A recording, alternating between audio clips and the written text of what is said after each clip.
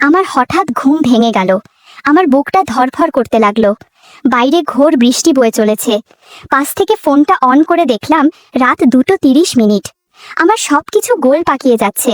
মানে আমি কিছু বুঝে উঠতে পারছিলাম না। মনে মনে ভয় পেতে লাগলাম। কিছুক্ষণ পরে শরীরটা স্বাভাবিক হলো। তখন সবকিছু আস্তে আস্তে বুঝতে পারলাম সবটাই ছিল আমার স্বপ্ন। বন্ধুরা, তোমরা যারা আগের পর্ব শোনোনি তারা জলদি গতকালের পর্ব দেখে আসো, না হলে মজা মিস করবে। বৌদির আর আমার মধ্যে আজ যা যা ঘটেছে সব স্বপ্ন। দাদা আমাকে আর বৌদিকে একসাথে দেখেনি। আমি হাঁপ ছেড়ে বাঁচলাম। পাশের রুমে দরজাটা চেক করলাম, দেখলাম যে দরজাটা লক। তখন আমি নিশ্চিত হলাম যে আমি সব স্বপ্নে দেখেছি। রুমের দরজা খুলে বারান্দায় চলে এলাম। বৃষ্টির সেচ এসে মুখে পড়তে লাগলো। কিছুক্ষণ এইভাবে বাইরে দাঁড়িয়ে রইলাম। বারান্দার কোণটা দেখে আগের কথা মনে এসে পড়ল। সেদিন রাতের কথা, যেদিন আমি বৌদির সাথে প্রথম আনন্দ করেছিলাম। উফ, সেই রাত কি আমি আর ভুলবো? এইভাবে বারান্দায় দাঁড়িয়ে কতক্ষণ হয়ে গেল কে জানে। হঠাৎ পেছন থেকে স্পর্শ পেয়ে থতমত খেয়ে গেলাম। আমি বলে উঠলাম, এই কে? বৌদি আমার পেছনে দাঁড়িয়ে, পাশে গুড্ডু। বৌদিকে দেখে চোখ সরাতে পারছিলাম না। বৌদি আমার দিকে বিস্ময়ের সাথে তাকিয়ে রয়েছে। চোখগুলো যেন অনেক কিছু বলতে চায়, কিন্তু বলতে পারছে না। এই চোখের আকর্ষণ আমি আর সহ্য করতে পারছিলাম না। আমি তাড়াতাড়ি রুমে ঢুকে পড়লাম। আমার আর ঘুম আসল না। ভোর হতেই বৌদি ওঠার আগেই আমি দাদাদের বাড়ি থেকে বেরিয়ে চলে আসলাম। বাড়িতে এসে প্রথমে ড্রেসটা পাল্টালাম, তারপর আবার শুয়ে পড়লাম। কিছুক্ষণ পর ঘুম চলে আসল। যখন চোখ খুলল তখন বেলা 11:30। মায়ের গলা পেয়ে ঘুম ভাঙল। তারপর আমি উঠে ফ্রেশ হয়ে ব্রেকফাস্ট করলাম। বিছানায় শুয়ে আছি, রাতের স্বপ্নটার কথা ভাবছিলাম। এরকমটা যদি বাস্তবে ঘটতো তাহলে সর্বনাশ হয়ে যেত। স্বপ্নের কথা মনে আসলেই ভয় হয়। এমন করে 2 দিন কেটে গেল। আমি এই 2 দিন মুড্ডুকে পড়াইনি। ভাবলাম আজ বিকেলে যাব। মনে মনে সিদ্ধান্ত নিলাম বৌদির থেকে দূরত্ব বজায় রাখতে হবে। আমি দাদার সংসার নষ্ট করতে পারবো না। 2 দিন থেকে বৌদির দেখা নেই। ভালোই হলো, যত কম দেখবো ততই টান কমবে। বিকেল হয়ে গেল। মাকে বললাম গুড্ডুকে পড়িয়ে আসছি। দাদাদের গেট খুলে ঢুকে পড়লাম বাড়িতে। ঢুকেই জলের শব্দ পেলাম কলের পাড়ে। গুড্ডুকে ডাক দিলাম। গুড্ডু ঘর থেকে বেরোলো। বললাম বই খাতা রেডি রাখতে। ও ঘরে চলে গেল। আমিও যেতে লাগলাম। যাওয়ার সময় চোখ পড়ল কলের পাড়ে। দেখলাম বৌদি স্নান করছে। বৌদির দিকে তাকাতেই কেমন যেন একটা অভূভূতি হলো। বৌদিও আমার দিকে তাকালো। হালকা চমকে গিয়েছিল। আমাকে দেখবে হয়তো ভাবেনি। বৌদির চোখ থেকে নজর সরাতে পারছি না কিছুতেই। বৌদির মুখে লজ্জার ছাপ। গুড্ডুর গলা শুনে আমি বাস্তবে ফিরলাম। আমি রুমে গিয়ে গুড্ডুকে পড়াতে শুরু করেছি। বারবার সেই জল ঢালার শব্দ কানে আসছে। বৌদির হাতের শাখা আর পলার শব্দ আমার খুব চেনা। সেগুলি কলের পাড়ে বাজছে। বৌদি জল ঢেলেই চলছে। আমি গুড্ডুকে পড়াতে পারছি না। এইভাবে 10 মিনিট কাটলো। তারপর বৌদি শাখা পলার শব্দ ক্রমশ নিকটে আসতে লাগলো। বুঝলাম বৌদি এদিকেই আসছে। আমি গুড্ডুকে আলাদা রুমে পড়াচ্ছি। বৌদি ভেজা অবস্থায় পাশের রুমে ঢুকলো। এই রুমের দরজা ভেজানো ছিল না। সেই দরজার অল্প ফাঁকা দিয়ে দেখতে পেলাম বৌদি রুমে ঢুকলো। ব্লাউজ নেই, শুধু একটা হালকা লাল রঙের গামছা জড়িয়ে আছে। বৌদি সেই রুমের মেন ডোর লাগাচ্ছে। লাগিয়ে যাওয়ার সময় হালকা দরজার ফাঁকা দিয়ে বৌদি আর আমার চোখাচোখি হলো। চাহনিটা আমার খুব চেনা। গুড্ডুকে পড়াচ্ছি ঠিকই, কিন্তু মন আমার পাশের রুমে। হালকা দরজার ফাঁক দিয়ে লাইটের আলোয় প্রতিবিম্ব দেখা যাচ্ছিল। কাপড় মেঝেতে পড়ার শব্দ আমার কানে আসছিল। নিজেকে আর সংযত রাখতে পারছি না। শত চেষ্টা করেও নিজেকে আটকাতে পারছি না।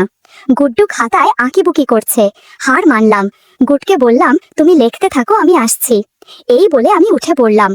যেই রুমে গুড্ডুকে পড়াচ্ছিলাম সেই রুমের দরজাটা সরালাম। দেখতে পেলাম পাশের রুমের দরজা জানালা সব বন্ধ, লাইট জ্বলছে। সামনে দেখতে পেলাম মেঝেতে পড়ে রয়েছে পরনের শাড়িটা। দেখলাম বৌদির ওপাশ ফিরে রয়েছে। গাছের জাম্বুরা 2 পাশ থেকে কিছুটা দেখা যাচ্ছে। আমি দরজাটা ভালো করে খুলে এই ঘরে চলে আসলাম। মনে হয় বৌদি এখনো টের পায়নি আমি তার পেছনে দাঁড়িয়ে আছি।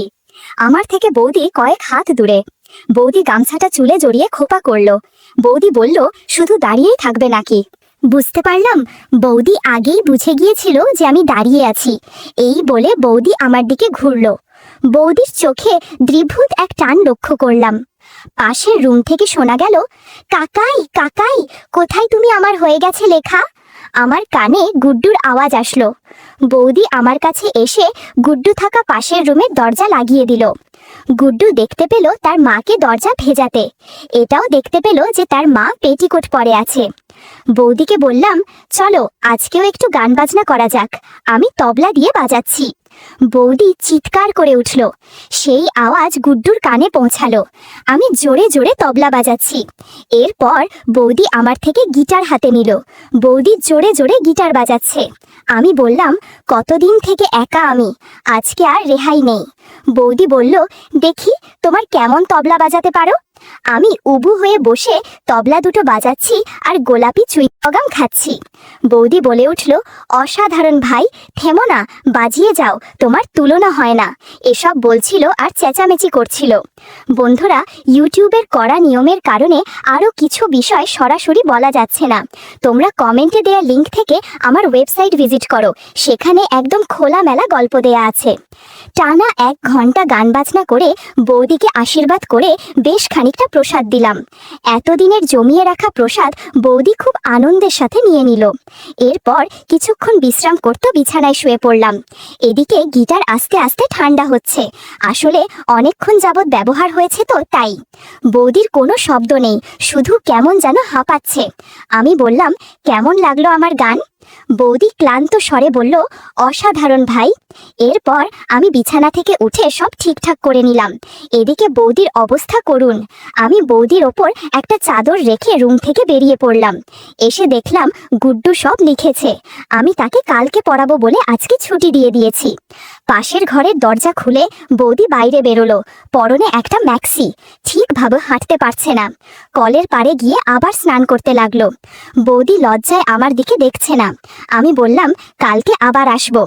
বৌদি কথার উত্তর না দিয়ে জল ঢালতে লাগলো। আর আমি শীষ বাজাতে বাজাতে যখন বাড়ির পথে হাঁটা দিলাম তখন সন্ধ্যা হবে হবে। সামনে দেখলাম দাদা আসছে। দাদা বলল, কিরে কোথায় চললি? বললাম, এই তো তোমাদের বাড়ি থেকেই গুড্ডুকে পড়িয়ে আসলাম। আচ্ছা সাবধানে যাস, বলে দাদা চলে গেল।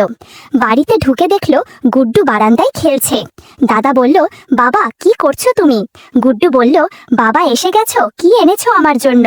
দাদা একটা চকলেট গুড্ডুর হাতে দিল। এরপর বৌদিকে ডাকতে লাগলো, কই গো কোথায় গেলে? বৌদি বলল, আমি কাপড় ছাড়ছি, মাত্র স্নান করলাম। দাদা ভেতর ঘরের ভেতরে গেল। গুড্ডু পাশের রুমে। বৌদি বলল, এত দেরি হলো যে আজকে? দাদা বলল, আর বলো না, যা কাজের চাপ। বৌদি শাড়ি পরতে পরতে বলল, বাড়িতে যে বউ বাচ্চা আছে সে খেয়াল আছে? দাদা বলল, তোমাদের জন্যই তো এত খাটাখাটি করি। বৌদি চুল আঁচড়াচ্ছে। দাদা বৌদির কাছে গিয়ে বলল, খুব সুন্দর লাগছে তোমাকে। বৌদি বলল, কি করছো? যাও গিয়ে ফ্রেশ হও, আমি খাবার বাড়ছি। দাদা টাওয়েল নিয়ে রুম থেকে বেরিয়ে পড়ল। বৌদির মুখটা ভার হয়ে গেল। বৌদি আয়নার সামনে দাঁড়িয়ে সিঁদুর পড়তে লাগলো। কি অমায়িক দেখতে বৌদি। রাত 8টা বাজে। আমি ঘরে শুয়ে রয়েছি। মা বাবা টিভি দেখতে ব্যস্ত। আমি বৌদির কথা চিন্তা করছি। এমন সময় ফোনে একটা মেসেজ আসলো। ফোন তুলে দেখলাম বৌদির মেসেজ। মেসেজটা পড়ে অবাক হলাম। বৌদি বলল, ভাই মন দিয়ে আমার কথা শোনো। আজকে আমাদের মধ্যে যা হয়েছে সেটা আর হবে না।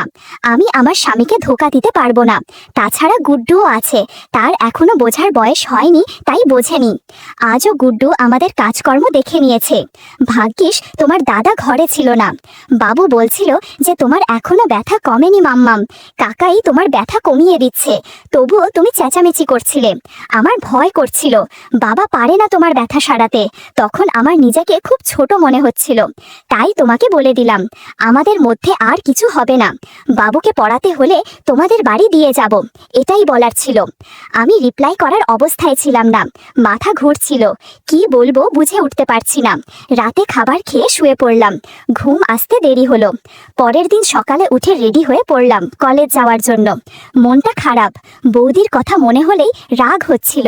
কলেজের জন্য বেরিয়ে পড়লাম। বেরিয়ে দেখি দাদা বেরোচ্ছে। দাদা বলল, কলেজে যাচ্ছিস নাকি? বললাম, হুম।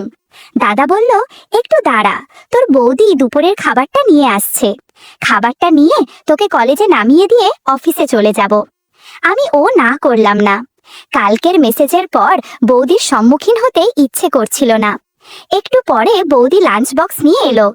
বৌদি আমাকে দেখবে ভাবতে পারেনি। একবার তাকাল, তারপর আর তাকালো না।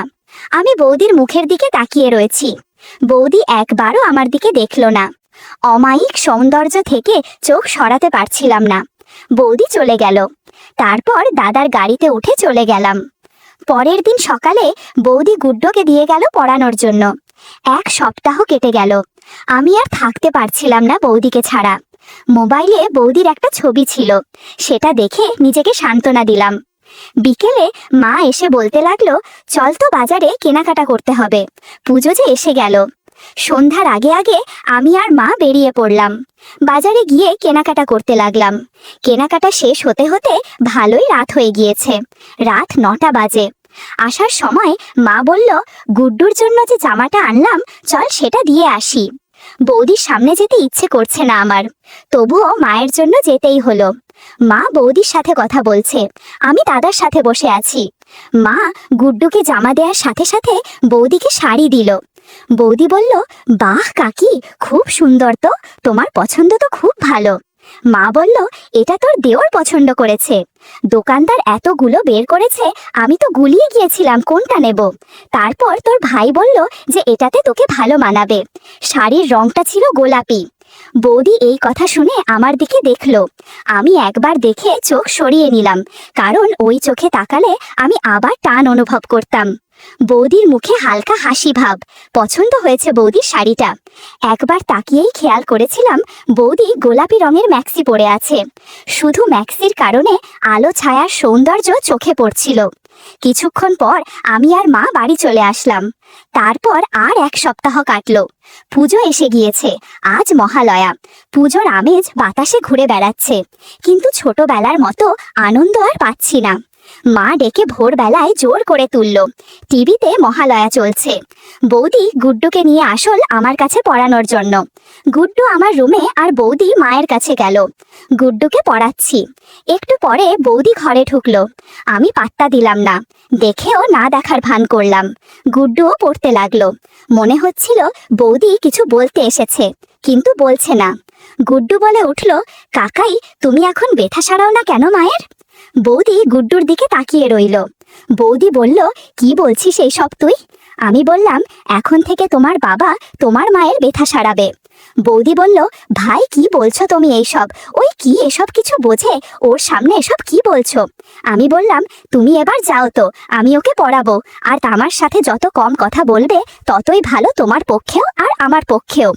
বৌদি ঝড়ের বেগে রুম থেকে বেরিয়ে গেল। আমি একগাল হাসলাম। মনে মনে বললাম, ভালো সাজা বের করে দেব। যখন সময় হবে তখন ঠিকই আমার কাছে আবার আসবে। সেদিন সব সুদে আসলে উসুল করে নেব।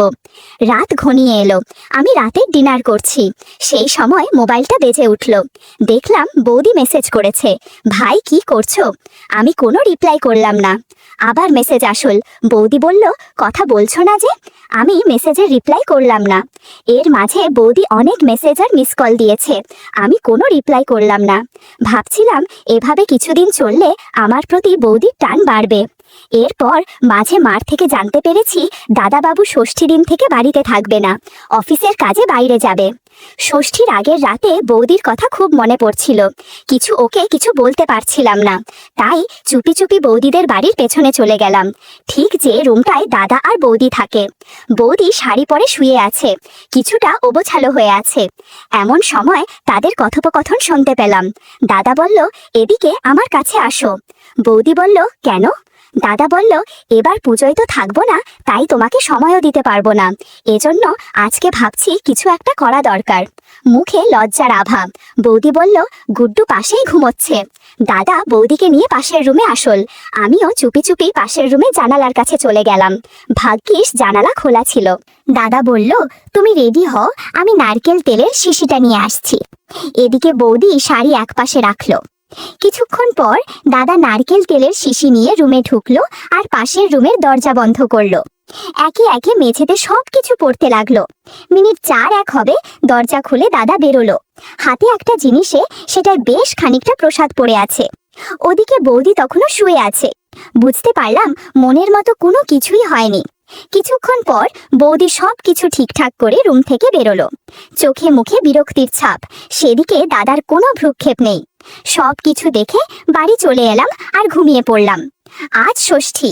দাদা আমাদের বাড়ি এসে বলে গেল সে কলকাতা যাচ্ছে। আমি স্টেশন পর্যন্ত গেলাম, তারপর বাড়ি এসে স্নান সেরে বিশ্রাম নিলাম। নিজেকে বলতে লাগলাম আজ ষষ্ঠী, বাড়ি ফাঁকা, বৌদি একা বাড়িতে। আজকে বৌদির বাড়িতে ষষ্ঠীর পিঠা পায়েস খেতে যাব, সাথে বৌদিকেও খানিকটা প্রসাদ দিয়ে আসব। দাদা চলে যাবার পর বৌদির বাড়িতে গিয়ে যা হলো তা আগামী পর্বে শোনাবো ঠিক রাত 8:30টায়।